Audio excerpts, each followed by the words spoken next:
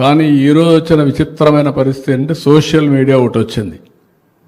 Social మీడియాలో వీళ్ళు పెట్టేసి మొత్తం తిరుగుతూ ఉంటే ఇష్టం ఉన్నా లేకపోయినా మనం కౌంటర్ చేయకపోతే అదే వాస్తవాన్ని నమ్మే పరిస్థితి వస్తూ ఉంది. అలాంటప్పుడు ఒకటే మార్గం, దీని మీద ఫర్మ్ కూడా యాక్షన్ తీసుకోవాలి. Will take action. జగన్ మీద 5 ఏళ్లలో బూతులు తిట్టని రోజు ఏదైనా ఉందా తెలుగుదేశం అనుకూల మీడియాలో? ఇప్పటికైనా పోనీ ఆగింది ఏదైనా ఉందా? లేదే. అంటే తిట్టే హక్కు మాకు మాత్రమే ఉంది. మమ్మల్ని ఎవరన్నా నిజాన్ని చూపెట్టి నిలదీసినా తట్టుకోలేము. అబద్ధాలని అసూగా వల్లించేది ఎవరు? ఒక పడవతో ప్రకాశం బ్యారేజీ కొట్టుకుపోయి కృష్ణానది అంతా అక్కడ చుట్టూ కింద ఉన్నటువంటి భూభాగం అంతా కొట్టుకుపోతుందా? అంతకంటే దుర్మార్గపు దుష్ప్రచారం ప్రపంచంలో ఏదైనా ఉందా? అమరావతిలో ఏమీ కాలేదు కానీ అబద్ధ ప్రచారం చేశారు.